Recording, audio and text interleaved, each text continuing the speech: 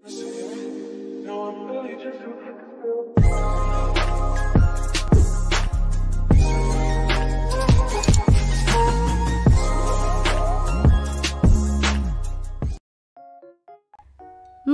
araw mga bata! Kumusta kayong lahat? 1, 2, 3. Tara na at matuto. Ang pagpapahalaga sa kapwa ay ating taglayin. Kabutihang panlahat, ipamalas natin. Halina't matuto at alamin, bagong aralin sa edukasyon sa pagpapakatao. Sa ika-4 na linggo ng 3 markahan. Ngayong linggo ay ating tatalakayin ang paksang aralin tungkol sa pagsunod sa utos ng magulang.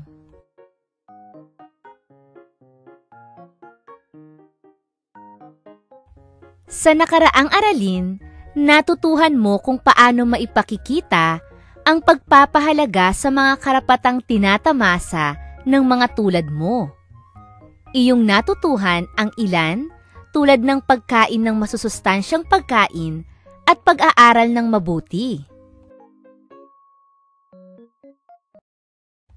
Ngayon naman ay pag-aaralan mo ang isang bagong aralin tungkol sa pagsunod sa utos ng mga nakatatanda sa iyo. Halina't tunghayan mo ang mga larawan sa ibaba. Ano ang masasabi mo sa mga ito? Para sa unang larawan. Anak, maligo ka na. Opo, inay, maliligo na po. Ikalawang larawan. Anak, halika, bunutin mo nga ang mga puti kong buhok. Opo, itay, mukhang marami na po ang puting buhok ninyo. Ikatlong larawan. Anak, ikaw na ang manguna sa pagdarasal ng pasasalamat. Opo, inay. Tayo po'y manalangin. Ika-4 na larawan. Anak, ikuha mo nga ako ng malamig na tubig. Opo, itay. Pagkatapos ng araling ito, ikaw ay inaasahang makapagpapakita ng iba't ibang paraan ng pagsunod sa utos ng iyong mga magulang at nakatatanda sa iyo. Ang pagsunod sa utos ng mga magulang at nakatatanda ay isa sa mga kahanga-hangang kaugalian ng mga Filipino. Sinusunod mo ba palagi ang utos ng iyong mga magulang o ibang nakatatandang kasapi ng iyong pamilya?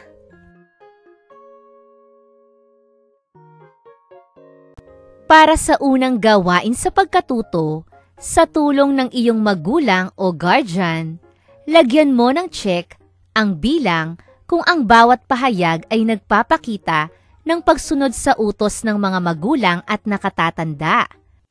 Lagyan mo naman ng X kung hindi. Gawin ito sa iyong sagutang papel. Una, opo, inay. Ako na po ang sasama kina lolo at lola.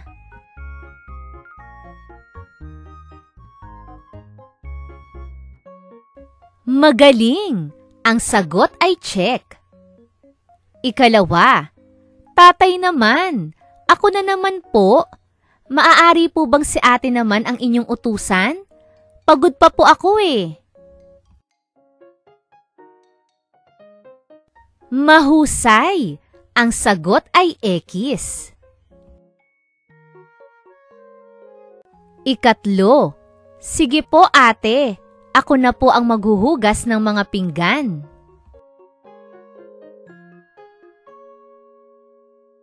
Tumpak! Ang sagot ay check.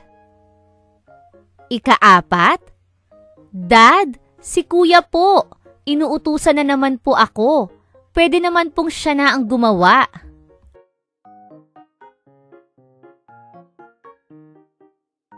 Tama! Ang sagot ay X. Ika-5, opo, lola. Ako na po ang maglalagay nito.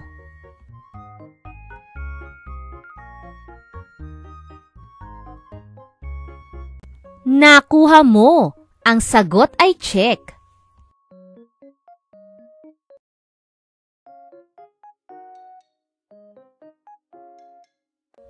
Pinagpapala ng Diyos ang mga batang masunurin sa mga magulang at nakatatanda. Ang pagsunod sa utos ng mga magulang at nakatatanda, lalo na kung ito ay may pagmamahal, ay isang kadakilaan at kabanalan. Maaari rin itong ituring na kabayanihan. Kahit sa murang edad mo, ikaw ay maaari ng maging bayani o santo.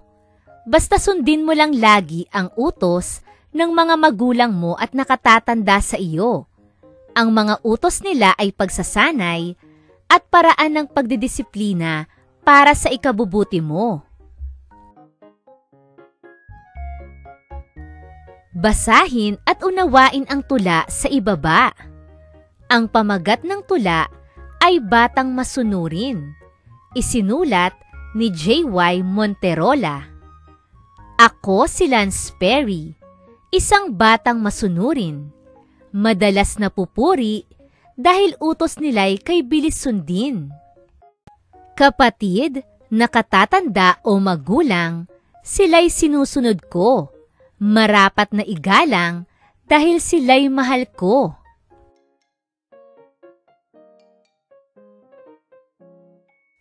Para naman sa ikalawang gawain sa pagkatuto, sagutin o isagawa ang bawat sitwasyon sa tulong at gabay ng iyong mga magulang o guardian. Tagubilin sa gabay. Kopyahin ang talaan sa ibaba sa sagutang papel.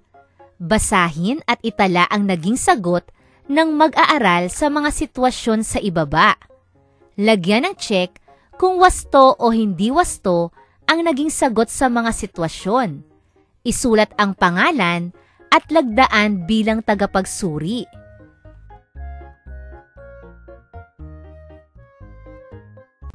Ano ang gagawin mo sa bawat sitwasyon?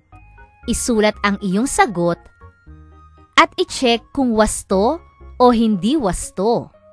Una, inutusan ka ng nanay mo na magwalis sa loob ng bahay.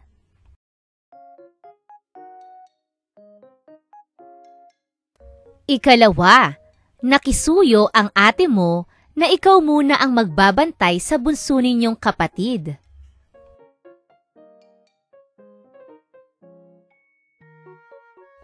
Ikatlo, pinapadiligan sa iyo ang alagang halaman ng iyong tita.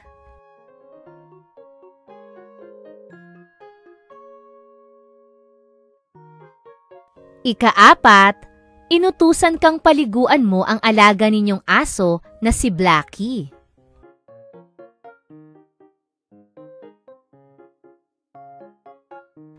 At ikalima, pinapakanta sa iyo ang paboritong awitin ng iyong tatay.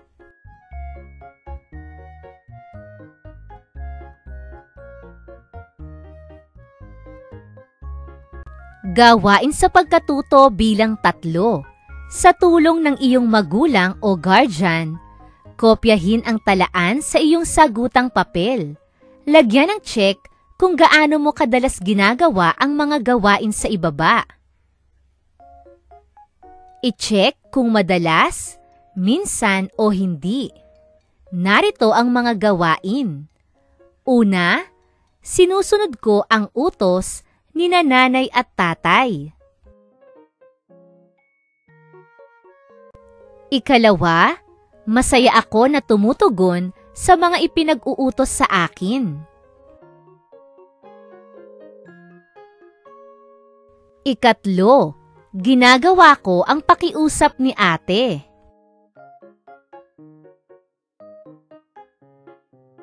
Ikaapat, ayaw kong gawin ang utos ni kuya sa akin.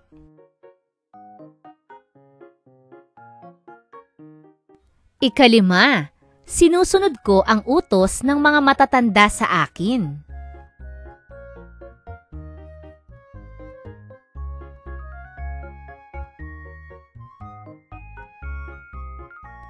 Bilang pangwakas, masasabi mo na pinagpapala ng Diyos ang batang patlang sa mga patlang at mga patlang.